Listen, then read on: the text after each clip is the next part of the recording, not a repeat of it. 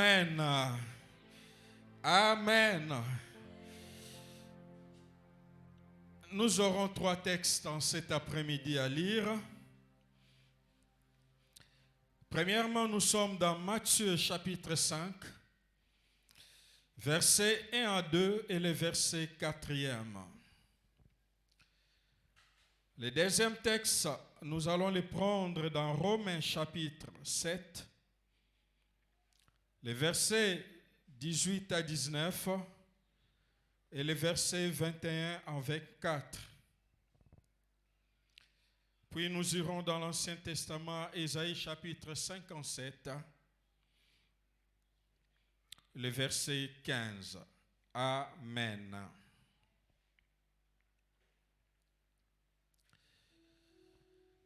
Je suis dans Matthieu, la Bible nous dit: voyant la foule, Jésus montant sur la montagne, et après qu'il se fit assis, ses disciples s'approchèrent de lui, puis ayant ouvert la bouche, il les enseigna et dit, verset 4, heureux les affligés, car ils seront consolés. Amen. Heureux les affligés, car ils seront consolés. Et le sous-thème que nous allons exploiter en cet après-midi, c'est Jésus, la consolation des affligés. Et aujourd'hui, nous allons plus parler de la première partie, heureux les affligés. Comment le Seigneur peut faire de l'affliction une source de bonheur.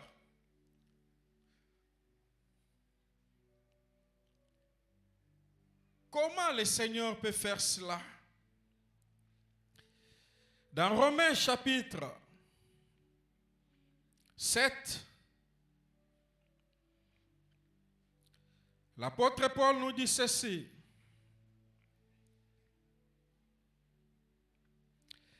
ce qui est bon, je le sais, n'habite pas en moi, c'est-à-dire dans ma chair. J'ai la volonté, mais non le pouvoir de faire les biens.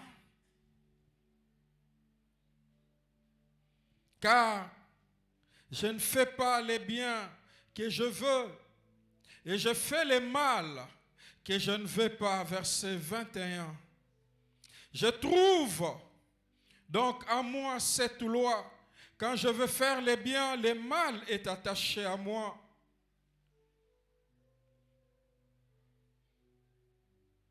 Car je prends plaisir à la loi de Dieu selon l'homme intérieur. Mais je vois dans mes membres une autre loi qui lutte contre la loi de mon entendement et qui me rend captif de la loi du péché qui est dans mes membres. Misérable que je suis, qui me délivrera du corps de cette mort?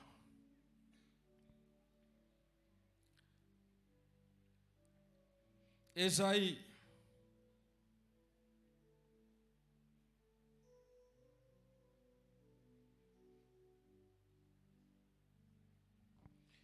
chapitre 57.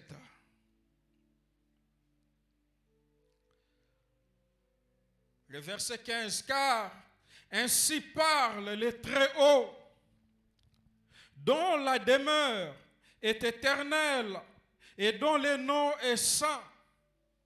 J'habite dans les lieux élevés et dans la sainteté, mais je suis avec l'homme contrit et humilié, afin de ranimer les esprits humiliés, enfin de ranimer les cœurs contrits. Amen.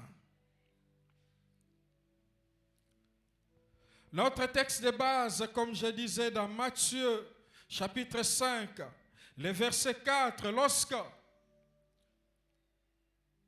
nous commençons ce texte, au fait, qui commence déjà à partir du premier verset où nous venons de lire ensemble, où la Bible nous montre que Jésus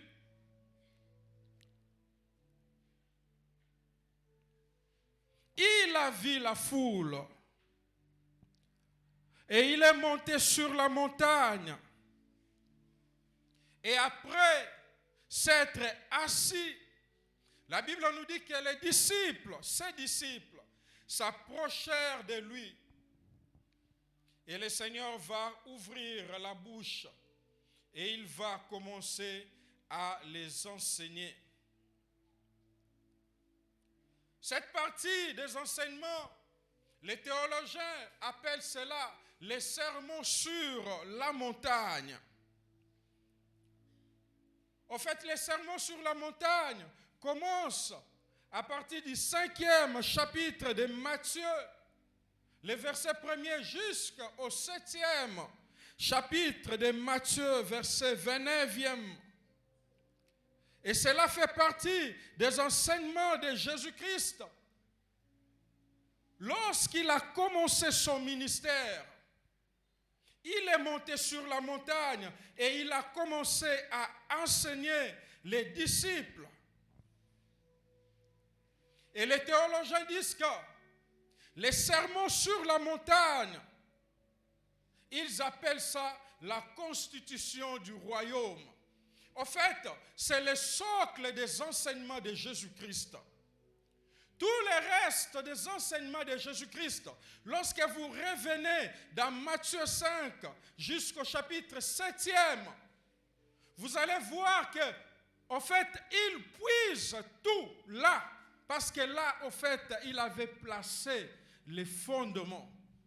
Et la première partie, c'est ce que nous appelons, ou les théologiens appellent les béatitudes.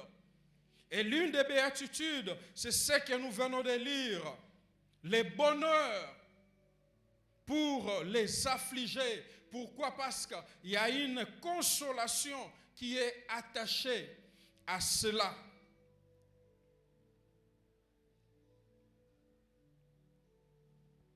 Une troisième vérité selon ces enseignements, lorsque nous allons au chapitre 7e, le verset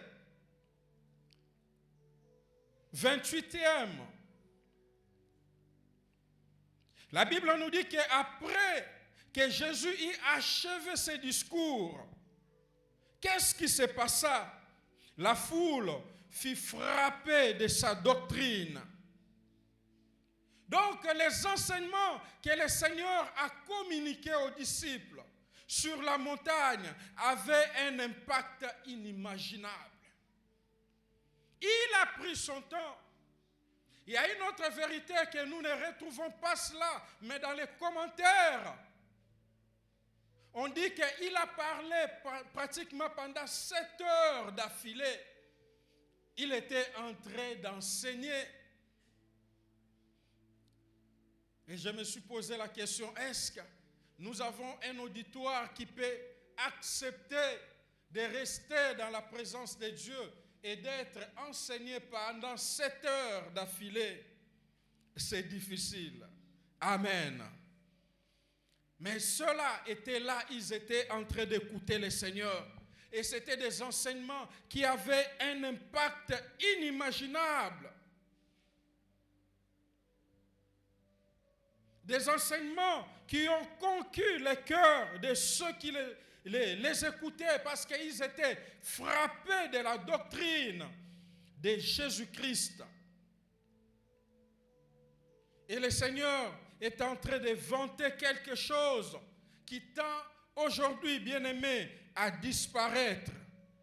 Heureux les affligés. Et lorsque vous allez dans Luc chapitre 6, le verset 21, Luc parlant de la même réalité. Lui, par contre, il dit quoi? Heureux ceux qui pleurent. Chapitre 6, le verset 21. Heureux ceux qui pleurent maintenant.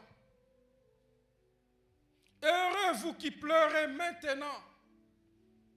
car vous serez dans la joie. Lorsque vous serez consolés par le Seigneur va vous communiquer sa joie. Heureux les affligés, heureux ceux qui sont dans la tristesse. Est-ce que la tristesse, bien-aimé, est un sujet de joie? Est-ce que la tristesse, c'est un sujet de bénédiction? Ici, le Seigneur est en train de nous communiquer des vérités, bien-aimées, qui sont très importantes pour nous faire comprendre que la tristesse, des fois, est bon. Cela démontre aussi la qualité de notre relation avec Dieu. Bien-aimés, il y a des tristesses qui plaisent à Dieu. Et à cela, le Seigneur attache le bonheur à cette attitude. Malheureusement, cette attitude actuellement tend à disparaître parce que des fois, dans l'Église, nous ne développons pas ou nous ne manifestons pas cette attitude dans notre vie.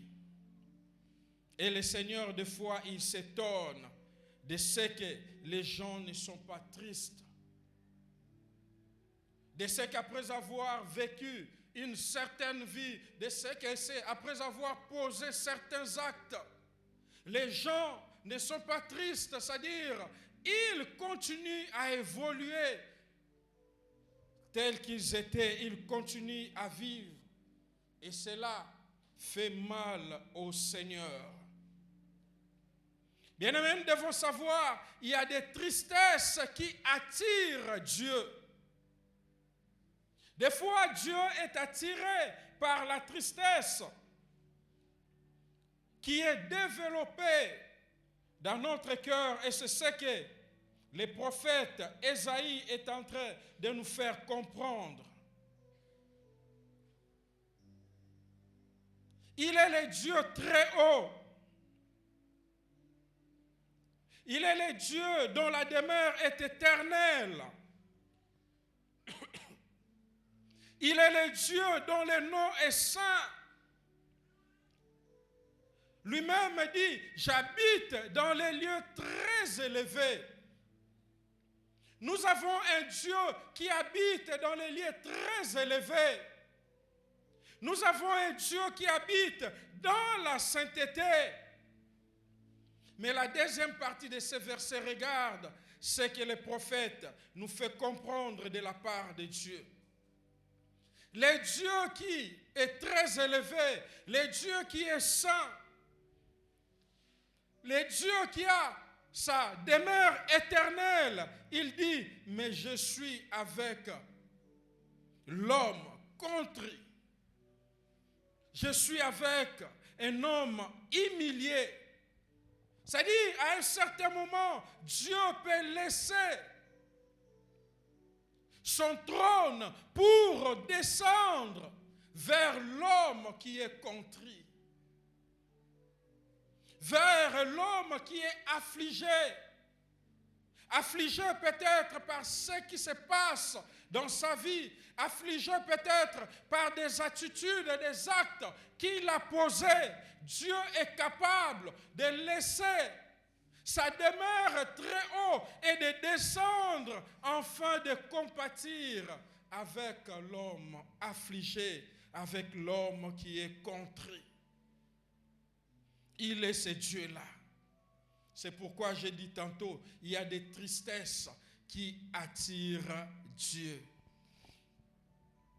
Dans Matthieu 5, verset 4, Christ ne parle pas de la tristesse de quelqu'un peut-être qui a perdu un être cher. Ce n'est pas au fait de cette tristesse-là que le Seigneur est en train de parler, ou de cette affliction-là.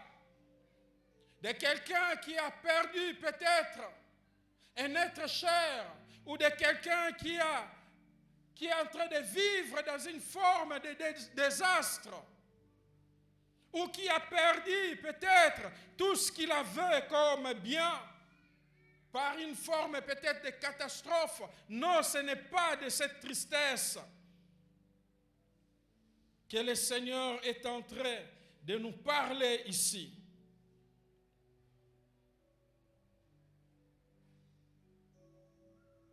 Mais il parle de la tristesse ou de l'affliction de quelqu'un qui, après avoir posé un acte, qui, après avoir mené une forme de vie, lui-même se regardant devant le Seigneur, il est touché au fond de lui.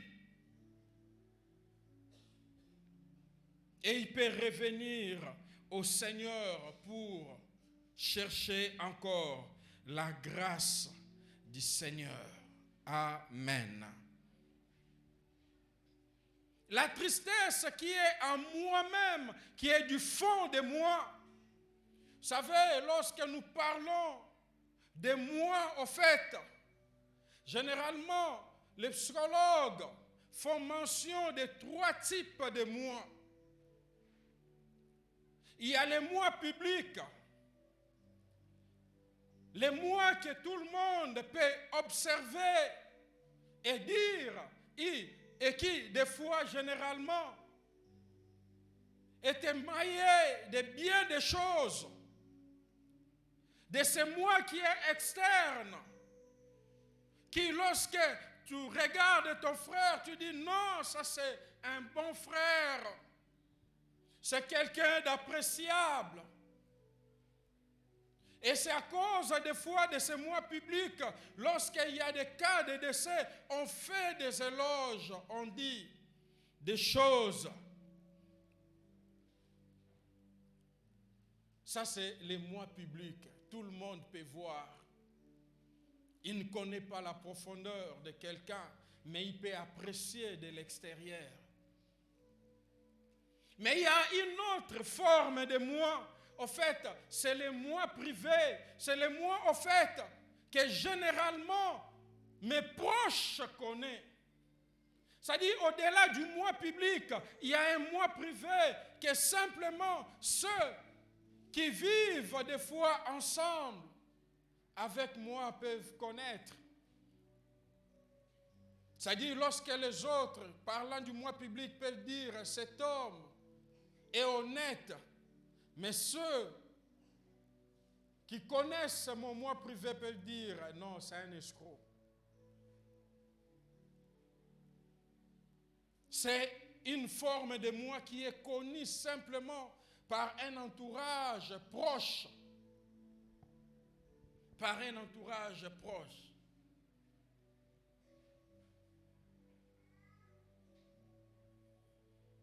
J'étais en train d'attendre, en fait, une histoire d'un homme, en fait, qui était ovationné au niveau de l'église. Le choix des diaconats était posé sur cette personne-là.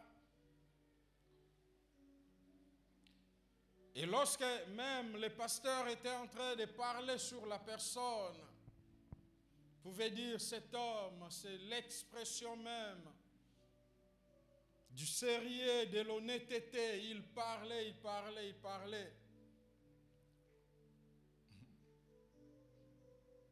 Mais sa femme qui était là, quand on disait tout ça, elle-même faisait...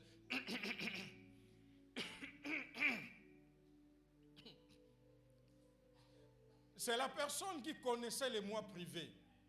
C'est-à-dire au-delà de tout ce qu'on pouvait faire comme déclaration, mais Aebi Moutoune. Il y a une autre dimension de moi dont les psychologues parlent aussi, c'est les moi réels. Et cette dimension-là n'est connue que de Dieu et de toi-même. Et c'est au fait dans cette dimension où Jésus-Christ, lorsqu'il parle du bonheur des affligés, que se trouve là, C'est-à-dire, ton moi-là que toi-même tu connais et que Dieu seul connaît, en fait, c'est dans cette dimension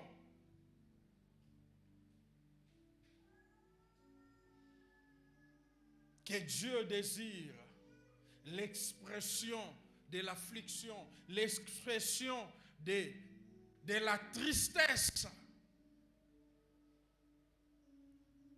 fondée sur une attitude, sur des actes.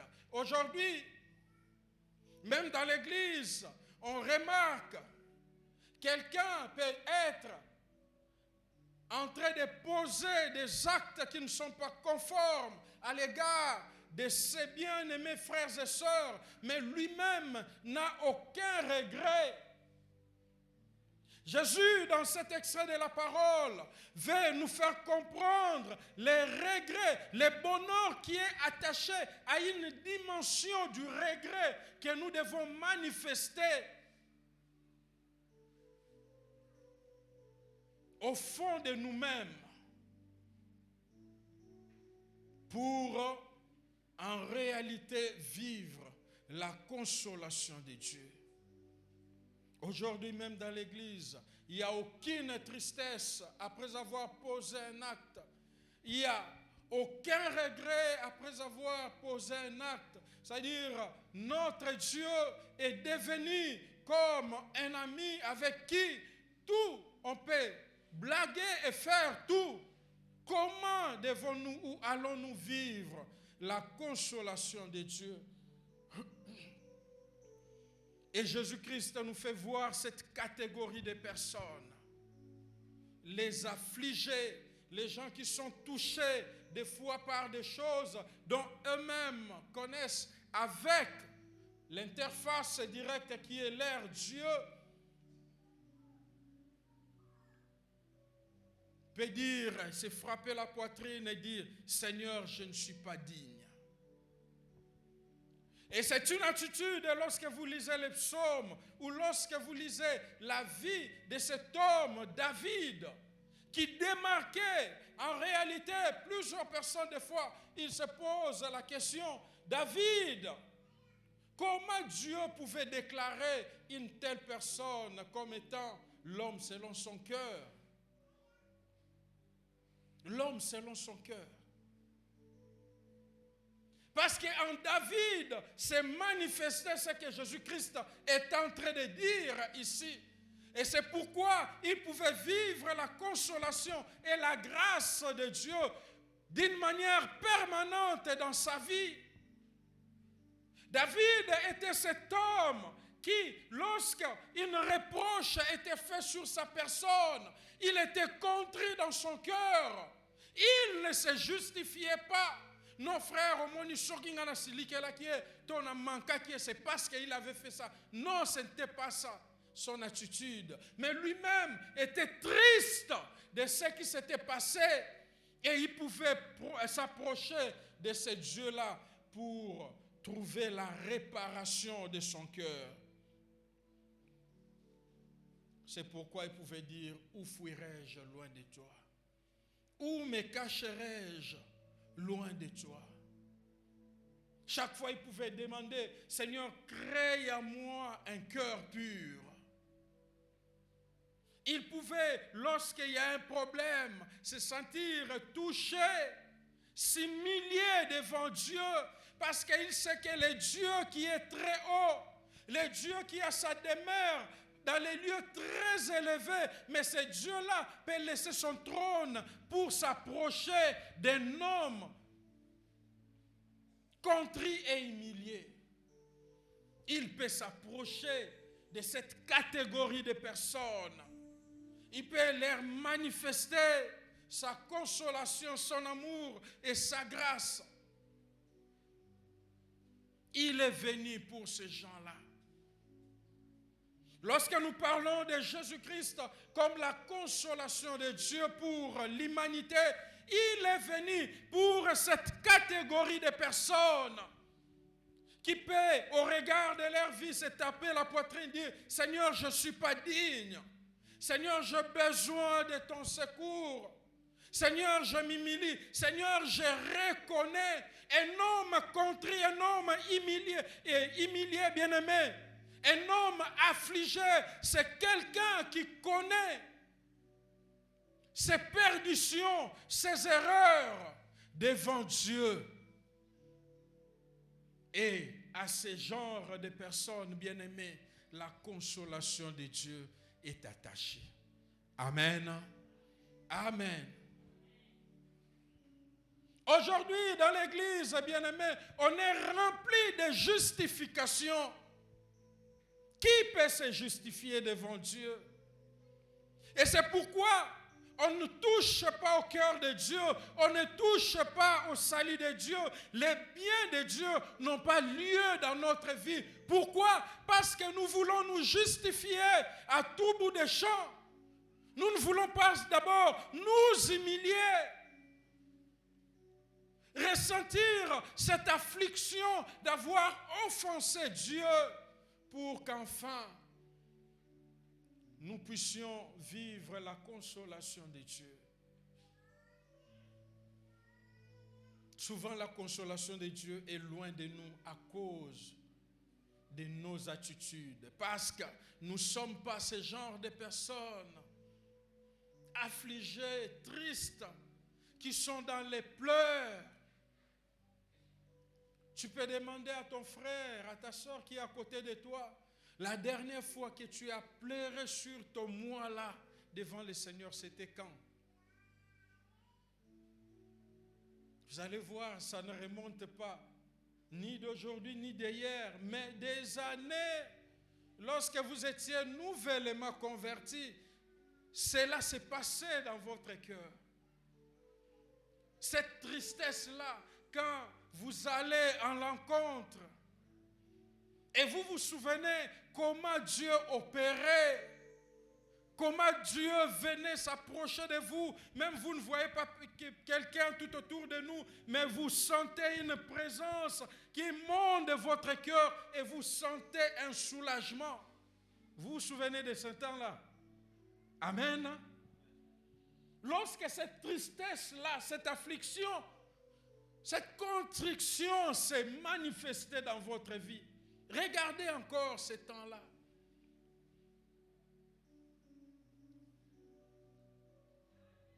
Et il a révélé cela à Jean. À Jean, il lui a parlé comme l'attitude de l'amour lorsqu'il adressait les messages aux églises. Il disait quoi? Vous avez perdu quoi? Les premiers amours. Vous comprenez?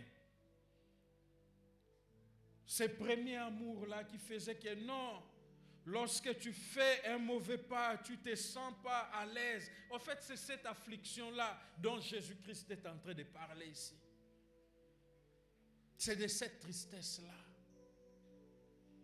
dont il est capable de laisser son trône, de laisser là où il était aussi haut et de descendre, de compatir avec un homme contrit, avec un homme humilié. Dieu est capable de passer de ce cap-là jusqu'à vous rejoindre lorsqu'il y a une manifestation. Et c'est comme ça que je dis, vous voyez, quand il laisse son trône là, il vient.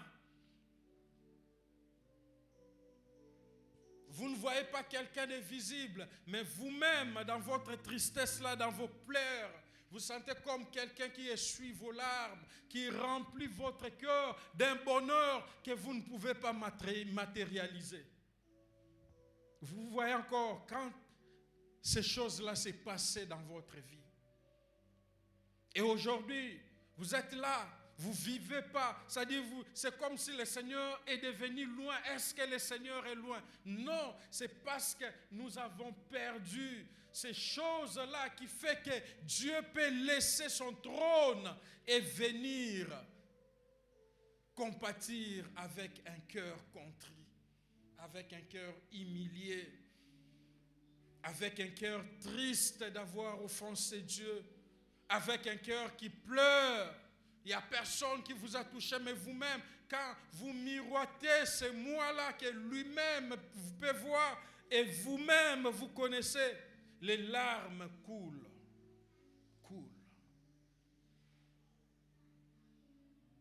Heureux les affligés, car ils seront consolés. C'est moi réel dont vous-même vous connaissez et Dieu connaît. C'est là l'obstacle. C'est comme je disais tantôt, c'est pourquoi ces biens n'ont pas lieu dans vos vies. C'est pourquoi sa consolation ne vous touche pas. C'est pourquoi lorsque même on parle que Dieu est notre secours, pour vous, vous voyez, c'est comme si ce sont des choses étranges, simplement parce que vous avez perdu, bien-aimé, la chose qui peut faire que Dieu laisse son trône et vient se joindre à vous. Vous voyez comme si tout était normal. Et des fois, ce qui est encore beaucoup plus pire, des fois nous nous justifions même devant Dieu, alors qu'il pointe du doigt, il dit non, pas ça. Toi, tu te justifies devant Dieu.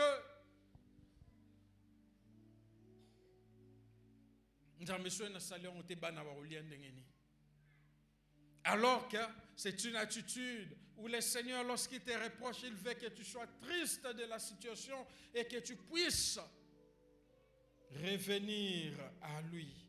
Mais malheureusement, et aujourd'hui, on est dans cette dimension de l'Église. Et c'est pourquoi nous ne voyons pas la main de Dieu. Même lorsque nous pouvons parler de la consolation de Dieu, nous ne ressentons pas cela. C'est comme si Dieu est toujours loin de nous. Amen. Demande à ton frère quand est-ce que tu as pleuré pour la dernière fois devant Dieu.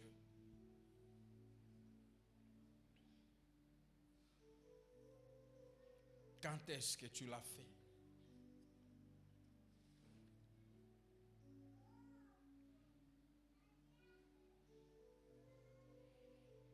Et là, dans Romains chapitre 7, Paul est en train de nous parler de cette découverte qu'il a fait dans sa nature, dans sa vie. Les deux natures qu'il a découvertes, comme lui-même l'appelle, l'homme intérieur et mes membres. L'homme intérieur. Ce qui est bon, Seigneur, je le sais, n'habite pas en moi, c'est-à-dire dans ma chair. J'ai la volonté, mais non le pouvoir de faire le bien. Car je ne fais pas le bien que je veux, je fais le mal que je ne veux pas. Je prends plaisir à la loi de Dieu selon mon homme intérieur. Mais dans mes membres, je vois, il y a une autre loi qui lutte contre la loi de mon entendement et qui me rend captif. Il y a cette lutte des deux natures en lui, dans la personne de Paul. D'autres personnes, les commentateurs disent, des fois il y a d'autres personnes qui disent, il parlait de cela au début de sa conversion.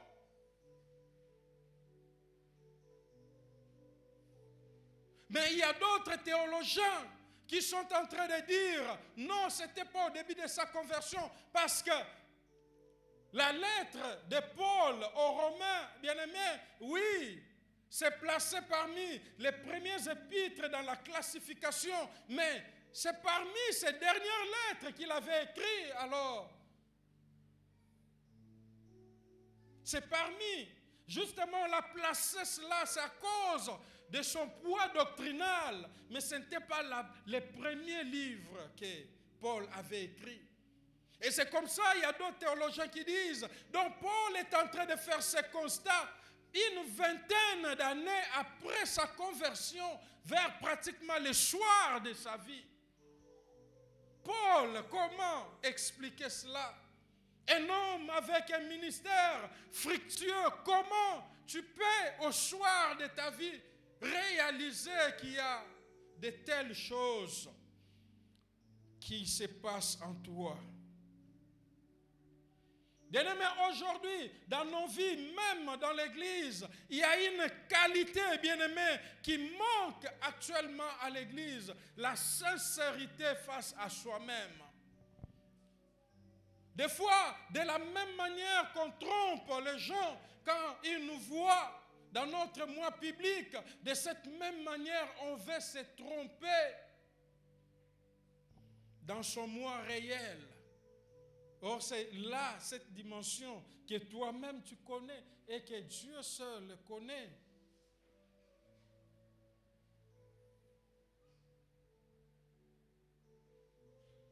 Vous savez, une fois encore, il y a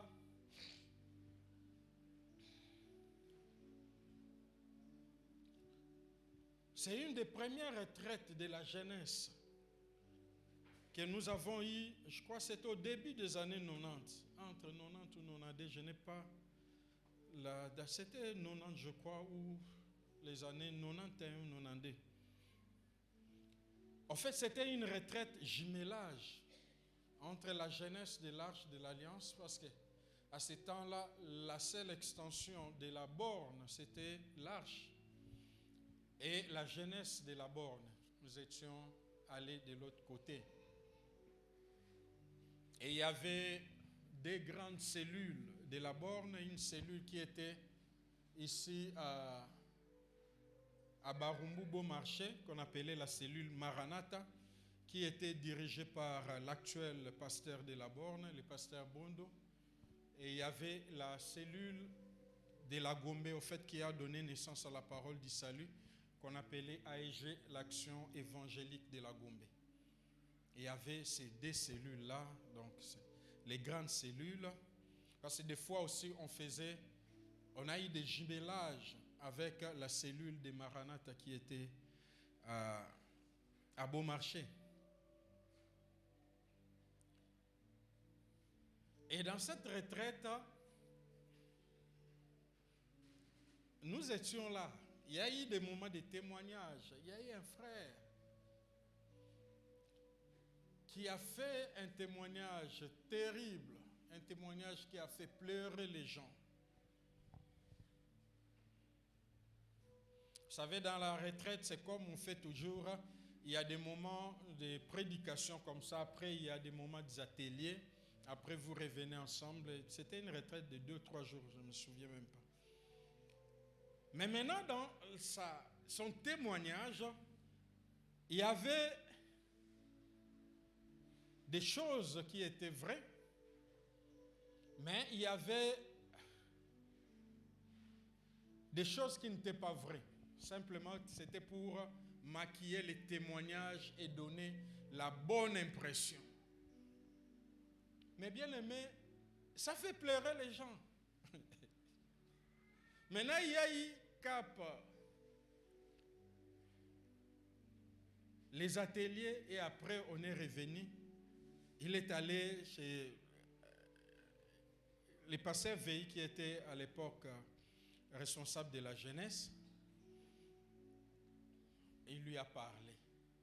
Et maintenant, il devait revenir dans les deuxièmes temps, vers les après-midi, comme ça, pour dire, frère, dans les témoignages que j'avais donnés, ça, c'était vrai, ça, c'était faux.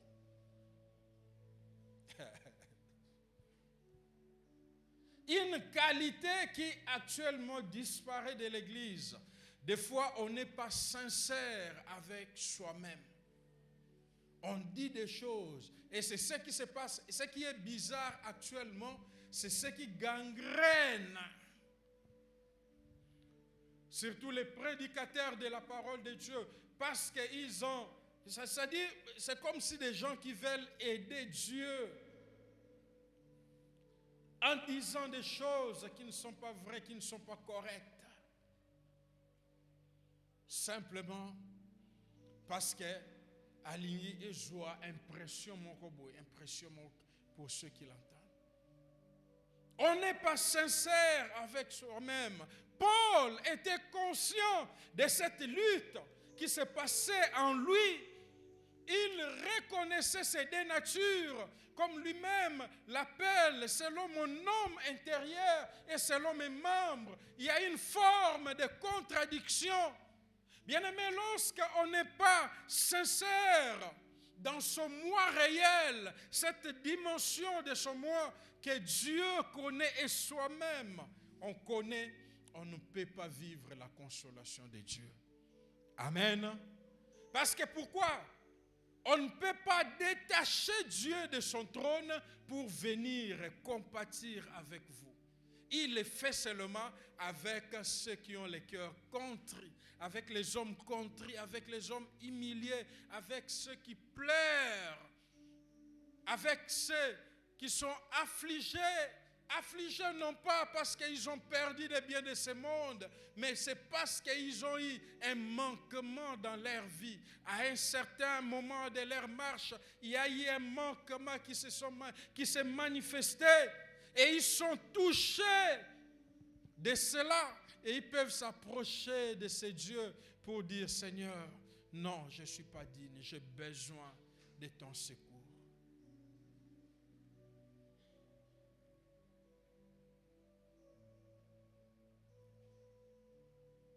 Mais on est beaucoup plus dans la défense. Non, si je fais ça, c'est parce que lui-même a fait ça. Si je fais ça, c'est parce que... Et quand on se justifie, on va de justification en justification. On ne vit pas. Oui, on s'est justifié, les hommes ont crié, tout ça. Et après, celui qui devait se détacher de son trône pour venir vous apporter son soutien, il est resté sur son trône, il n'est pas venu.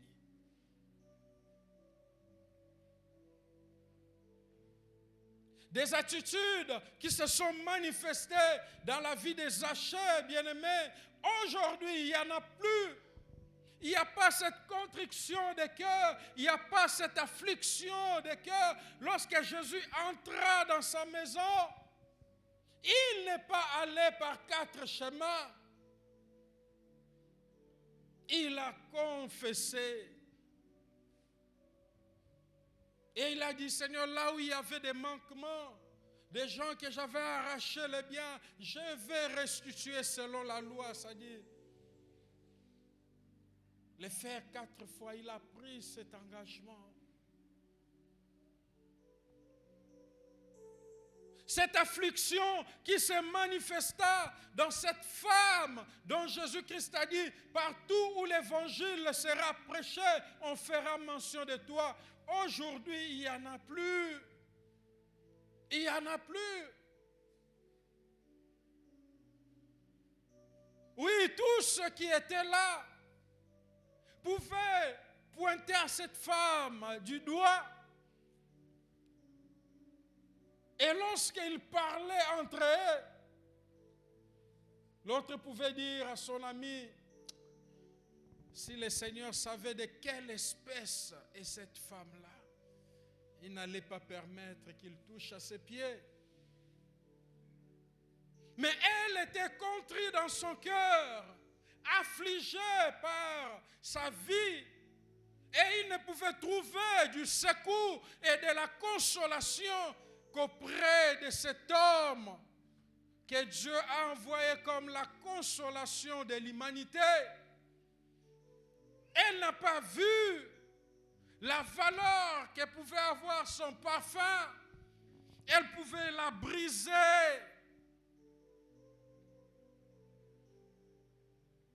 Et écoutez bien, aimé, ce que la Bible dit. Vous savez que la Bible dit la vérité. Amen. La Bible dit que maya misu, c'est-à-dire à sokoliye sumakolo na maya misu. Maintenant pose-toi la question, quantité maya misu ngizalagini ndengeni. Elle va utiliser ses cheveux comme serviette pour essuyer les pieds de Jésus-Christ. Est-ce que vous savez, omoni makolo, so tamboli makolo ngulu, et que Qu'est-ce qui se passe? Et c'est ce qui s'est passé quand vous regardez, comment on appelle ça, les premiers miracles de Jésus-Christ. Les vases qui étaient là, en fait, c'était des vases de purification. Comme ils étaient dans ces contrées désertiques, et ben dans ça là que ceux qui batamboli poussière et matina makolo mingi, et quand ils arrivent avant d'entrer à la maison, il y avait des serviteurs qui étaient commis là pour laver les pieds. En fait, c'était ça. C'est ce qui se faisait de l'autre côté. Et c'est ça, en fait, Jésus-Christ a dit à Simon, bozo condamné moi sur mais na côté à mutumoko sokola nga makolote. Vous comprenez? Elle l'a fait. Maintenant, je suis en train de m'imaginer ce qu'on m'a mis. Mankolo, ils ont salité la poussière.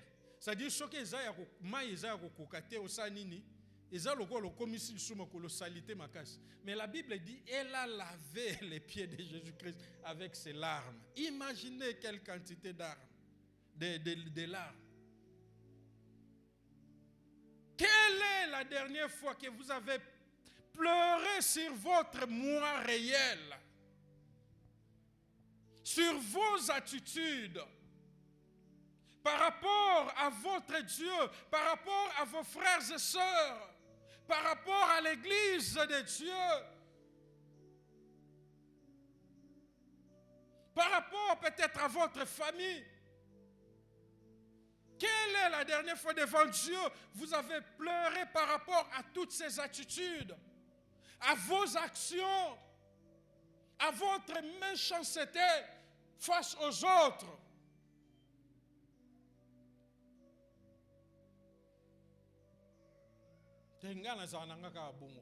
Bien-aimé, la consolation de Dieu ne t'atteindra jamais. On en parlera toute l'année, mais ça ne t'atteindra jamais. Tant que tu n'as pas cette attitude, cette qualité. Et Jésus commence en disant, c'est un bonheur pour ceux qui ont le cœur contrit, pour ceux qui sont affligés, pour ceux qui sont tristes, pour ceux qui pleurent pas, comme je disais tantôt, parce qu'ils ont perdu des biens, mais qui pleurent sur leur moi réel, sur leurs attitudes. Cette catégorie de personnes, le Seigneur laisse son trône pour venir les émonder, les couvrir de sa consolation, les faire vivre sa consolation.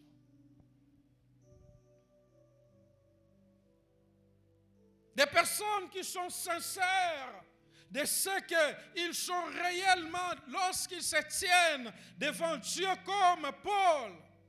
La sincérité, comme je disais, une qualité qui manque actuellement à l'Église. On veut paraître fort devant les gens, oui, pour attirer les éloges. Mais dans son cœur, on développe l'amertume, la jalousie, les ressentiments, des choses qui n'agréent pas Dieu. Et peut-être on est fier de cela. On n'est pas triste de toutes ces attitudes qui gangrènent nos vies et qui font que nous ne puissions pas avancer. Et on se rend compte de plus en plus que tout ce qu'on déploie comme prédication, ça n'a pas d'impact dans sa vie, mais on continue. On continue. On n'est pas triste de son sort, triste de ses attitudes, de ses actions, de son comportement, de sa conduite. Rien, bien-aimé, ça ne vous dit absolument rien. Comment vous pouvez vous attendre à la consolation de Dieu? Il laisse son trône, Esaïe a dit, simplement pour descendre vers l'homme contrit, vers l'homme humilié, vers celui qui pleure pour sa vie, vers celui qui pleure pour son comportement. Vous trouvez, non, famille, bien-aimé, vous êtes à l'aise dans cela. Ça ne vous attriste pas, Seigneur, ponanini, nazalaka mutwa kanda kanda. Ça ne vous arrive jamais, toi-même, ton moi réel là devant Dieu pour dire, Seigneur, pourquoi je dois être toujours comme ça? Pourquoi? Ça ne t'attriste pas. Mais Jésus-Christ dit, heureuse. Comment il peut attacher le bonheur à cette attitude de la tristesse? Comment il peut attacher cela? Comment il peut attacher cela?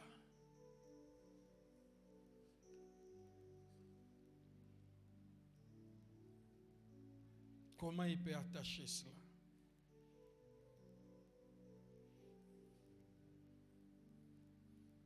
Vous savez, dans Genèse chapitre 35, vous voyez cet homme, Jacob,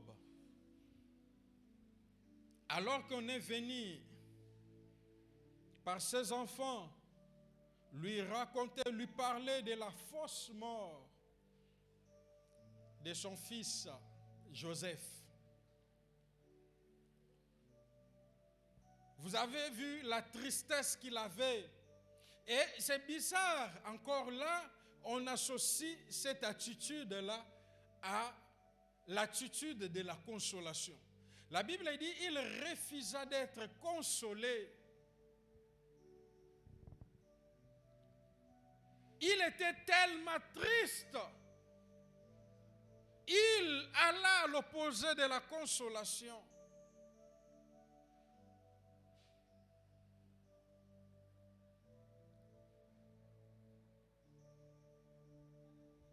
Mais là, c'est la tristesse d'avoir perdu un être cher.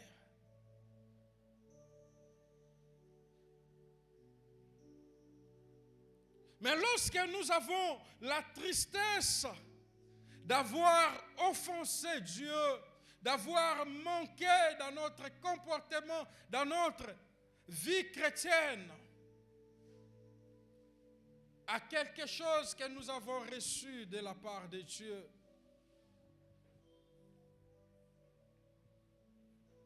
Dieu laisse son trône, il vient pour nous apporter sa consolation.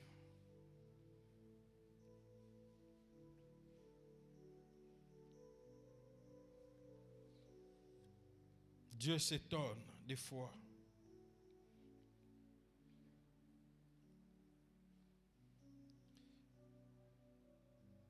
Prenons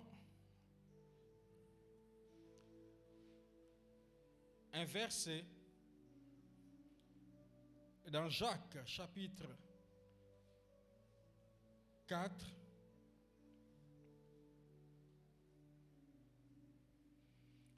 Le verset 9. Je commence au verset 8e. La Bible nous dit, approchez-vous de Dieu et il s'approchera de vous. Nettoyez vos mains, pécheurs, purifiez vos cœurs, hommes irrésolus. Verset 9.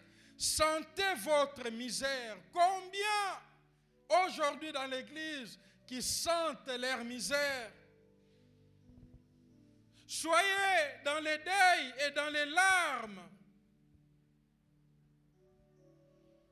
Que votre rire se change en deuil et votre joie en tristesse. Et au verset 10, il dit quoi? Humiliez-vous devant le Seigneur et il vous élèvera. C'est de cette attitude que je parle. C'est-à-dire à un certain moment de notre vie, à cause de notre tempérament, notre comportement, notre conduite, nos actions, nous devons sentir notre misère. Nous devons être dans les pleurs, bien-aimés, dans notre moi réel devant Dieu. parce qu'il est celui qui se détache de son trône pour venir compatir avec vous.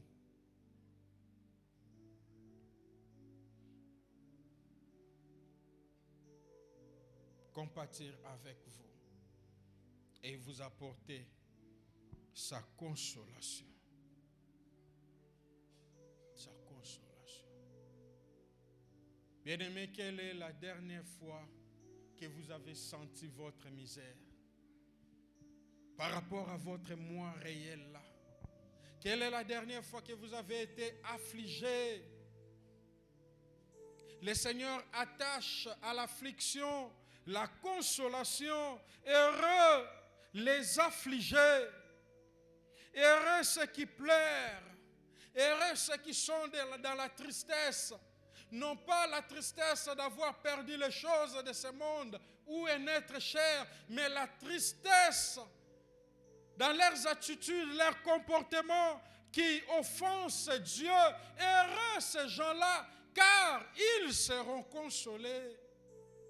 Ils seront consolés. Pourquoi? Parce que le Dieu qui habite les lieux très hauts dans la sainteté, il laisse son trône, il se détache de son trône pour descendre et être avec quelqu'un qui est contrit et humilié. Il est ce Dieu-là. Et c'est ce qu'il a manifesté dans la vie de David. On peut relever les erreurs, les fautes de David, mais il était cet homme contrit qui pouvait s'humilier. Demander à Dieu, crée en moi un cœur pur, renouvelle à moi un esprit bien disposé. J'ai besoin de cela, j'ai besoin de cela. J'ai besoin de cela.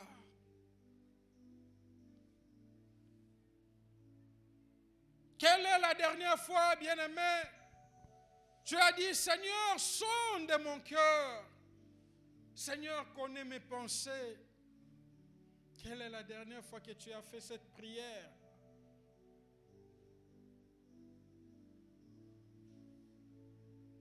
Oui, Seigneur, je veux voir ta gloire.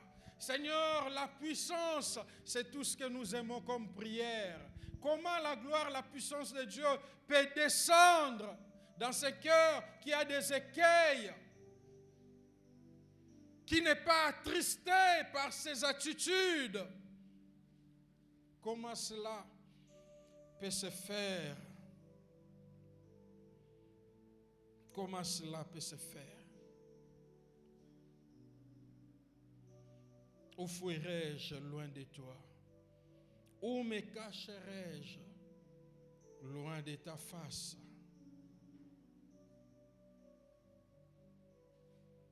Sonde mon cœur.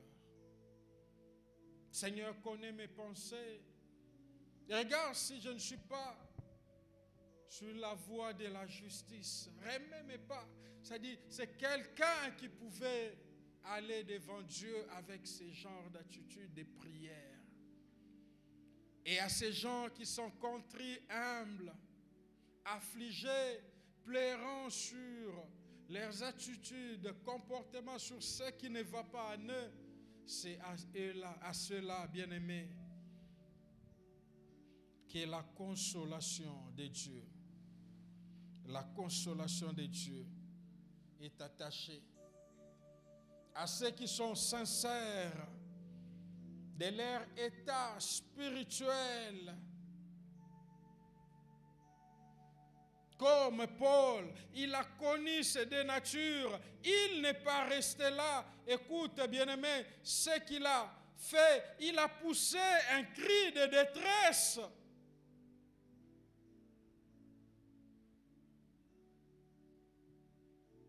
Qui me délivrera de ce corps de mort?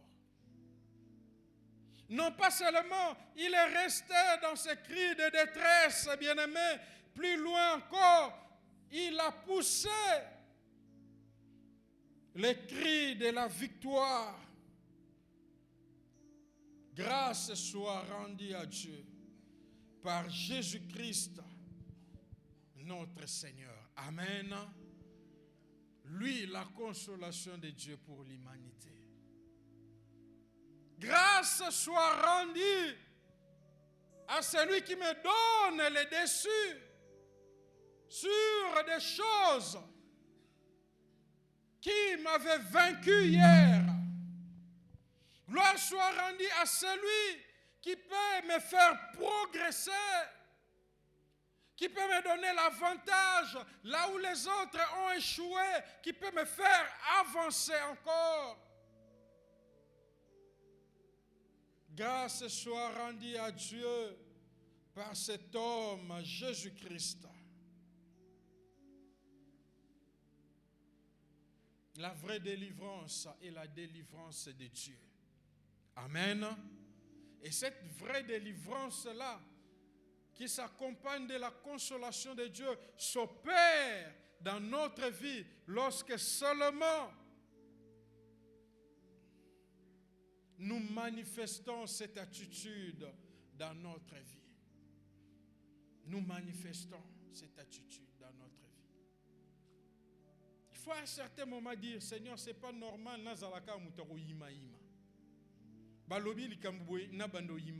Et toi, tu trouves ça normal être dans cet état-là? Non, dis au Seigneur, ce n'est pas normal. Sonde-moi. Sauve-moi de ces choses. J'aimerais vivre ta consolation. Fais-moi sortir de ces choses. Et cela n'est possible quand tu es affligé, quand tu pleures en sollicitant le secours de Dieu. Kanda Nzambe, ngamoro nazokokate. Viens me libérer. Sonde-moi. Il y a des choses. Des fois, je pose des actes. Moi-même, je ne me rends pas compte de cela. C'est seulement après que je me rends compte que j'avais mal agi. Seigneur, je pleure devant toi. Parce que j'ai besoin de ta consolation. J'aimerais être affligé de certaines choses, pleurer sur certaines choses, triste de certaines choses, pour qu'au-delà de cela, que je puisse vivre ta consolation. Est-ce que nous pouvons nous lever ensemble? Nous allons prier.